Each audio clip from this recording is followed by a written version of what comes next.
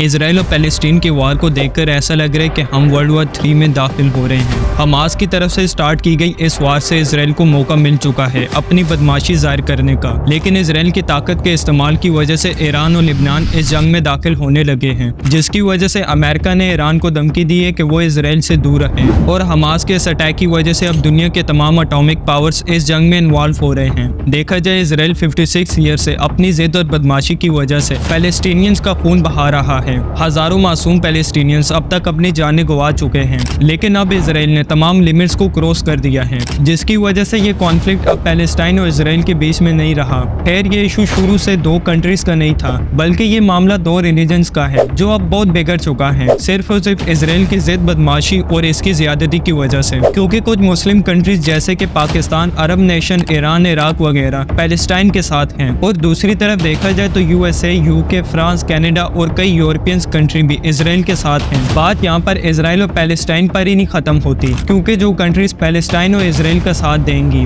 अब इन कंट्रीज के सपोर्ट के लिए कुछ कंट्रीज आगे आएंगी और वार में इन्वॉल्व हो जाएंगी, जिनका पैलेस्टाइन और इसराइल के साथ कोई भी डायरेक्ट लिंक नहीं है। मैं एक एग्जाम्पल से आपको समझाता हूँ। अगर पाकिस्तान इसराइल के खिलाफ जाता है तो पाकिस्तान की सपोर्ट के लिए पॉसिबल है कि चाइना और रशिया आगे आए, क्योंकि इनके अपने भी फायदे होते हैं। अब ये सब देखते हुए और अच्छे ताल्लुकात की वजह से यूएसए की मदद के लिए इंडिया और बाकी यूरोपियन कंट्री पहुंच जाएंगी, और इस वजह से वर्ल्ड वॉर 3 के चांसेस भी बढ़ सकते हैं। अगर आप सबको याद हो तो वर्ल्ड वॉर 2 में भी ऐसी ही बात बढ़ी थी, जबकि वार सिर्फ दो कंट्रीज के बीच में था, और वहां पर भी ऐसा ही हुआ था। एक मुल्क की दूसरे को मदद, दूसरे को तीसरे की, और ऐसी बढ़ते बढ़ते बात वर्ल्ड वॉर 2 पर पहुंच गई थी। लेकिन अब इस सारी हकीकत में एक ट्विस्ट भी है, जो कि इस सारे केस का दूसरा और मेन पॉइंट है। असल में 1948 के बाद इसराइल को बेशुमार इस्लामिक कंट्रीज ने तस्लीम ही नहीं किया, और पाकिस्तान ने तो आज तक इसराइल को तस्लीम ही नहीं किया, और यही बात इसराइल को बहुत तकलीफ देती है। और फिर इसराइल ने खुद को एक्सेप्ट करवाने के लिए बेशुमार कोशिशें की, और साथ ही साथ पैलेस्टाइन पर हमले करना शुरू कर दिए,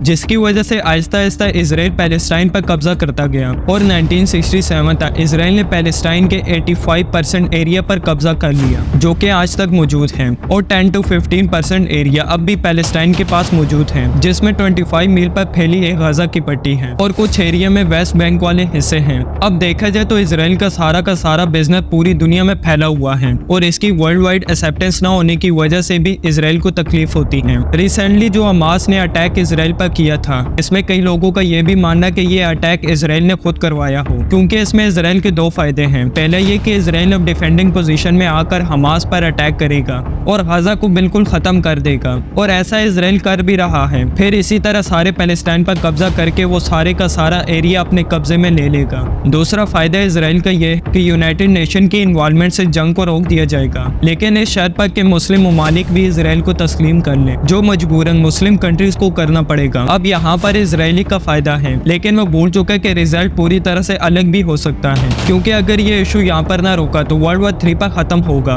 क्योंकि अब इस वार में एक एक कंट्रीज दाखिल हो रही हैं। कोई डायरेक्ट इसराइल और पैलेस्टाइन की वजह से और कोई किसी इनडायरेक्ट लिंक की वजह से इस जंग में शामिल हो रहा है। अब देखा जाए तो मुस्लिम कंट्रीज इसराइल को एक्सेप्ट नहीं करना चाहती, मगर इसराइल अपनी जिद की वजह से गजा को दुनिया के नक्शे से मिटाने के लिए हर मुमकिन कोशिश कर रहा है। और अब तो इसराइल अपने ताकत के नशे में हैवानियत के दर्जे पर पहुंच चुका है, क्योंकि पैलेस्टाइन में मौजूद सिविलियंस को भी नहीं छोड़ा जा रहा, और इवन के स्कूल, कॉलेजेस और हॉस्पिटल्स पर बमबारी की जा रही है, और ये सब जंग के असूलों के भी खिलाफ है। ये सब देखते हुए ईरान पूरी तरह से इन्वॉल्वमेंट का भी ऐलान कर चुका है, और लिबनान की पॉलिटिकल पार्टी और मिलिटेंट ग्रुप जिसका नाम हिज़्बुल्लाह है, इसे भी ईरान की पूरी सपोर्ट हासिल है, क्योंकि लिबनान इसराइल का पड़ोसी मुल्क है, जहाँ से किसी भी वक्त अटैक हो सकता है। इसीलिए यूएसए ने यह सब देखते हुए ईरान को वार्निंग भी दी है कि ईरान पर हमारी नजरें हैं, और अब ऐसी भी पॉसिबिलिटीज हैं कि वेस्ट बैंक की तरफ से भी बाकी पैलेस्टीनियंस इसराइल पर अटैक कर दें। अब इसराइल को यूएसए की तरफ से समझाया भी जा रहा है कि अब यहाँ पर सब रोक देना चाहिए, क्योंकि इससे आगे इसराइल का अपना ही नुकसान है। मगर इसराइल अपनी पावर का गलत इस्तेमाल कर रहा है, क्योंकि अमेरिका ने भी 9/11 के बाद यही गलती की थी, जब इसने ताकत के नशे में अंधा होकर अफगानिस्तान पर हमला कर दिया था,